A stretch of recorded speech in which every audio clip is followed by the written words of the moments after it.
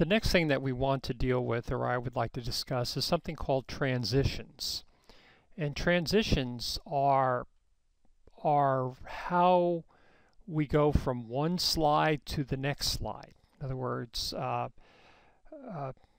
you know, like sometimes in a movie, you may see where, for example, a family is talking about going to the park for a barbecue, and so they're in the kitchen and they're putting all their, their goodies together in the picnic basket, and then what'll happen is then you may see where they're still talking, and then all of a sudden it fades away, and then they show up in the park. So that's a transition. How do you transition from one part of your story to the next part of your story? So Microsoft PowerPoint has these things called transitions, and what they are is right here. Just like the last time, you can go up here and try each one of them, and it'll give you a sample. So for example, that's what we call a cut. Okay, cut just means you're just jumping from one place to the other. Here you have a fade, so it allows you to fade. In other words, fading from one slide to the next. Here you have a push, a wipe, a split, reveal, and again it's very slow, and you know you just can go crazy going through these, and they work just like they did the other ones. You have something called a vortex. Now remember, the one thing you want to keep in mind is you're doing a presentation, you don't want your audience paying more attention to your transitions than they do to your actual presentation. So some of these really start stepping up the presentation, or stepping up what's going on. And again, people can kind of say, you know, what's the next thing this guy's going to come up with, and they stop paying attention to what you're really trying to say. So I tend to maybe look at something that's more, if you will, subtle in a business presentation. The other thing that you can do too is that you can have these transitions so that they apply to all slides, okay, or that they can apply to just one slide.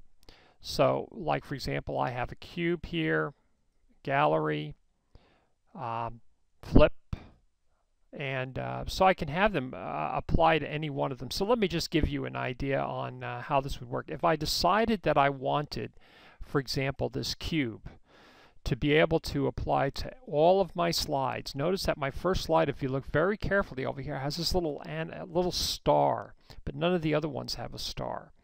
If I wanted to apply to all of them, all I do is click Apply to All, and then as I go to each slide, actually what I would do in order to test it is I would go to Preview, and then I could test how each one of them was going through. That's how I would do this. This is a preview. It's kind of like doing your preview. And notice it's going like in this particular case, it's kind of like a cube that's twisting is what's happening.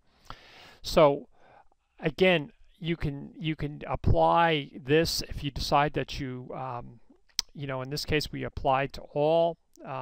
We could go in here and choose a different type of a slide presentation if we wanted to.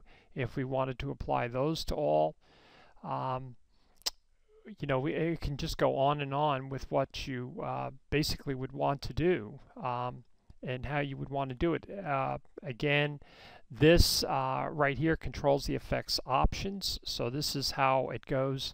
So for example, like this, or like this, or like this. So there's a lot of different transitions in here, and I would say that you can try to do this based on individual slides, or you can do it on the whole slide presentation itself. You can also control the duration you have.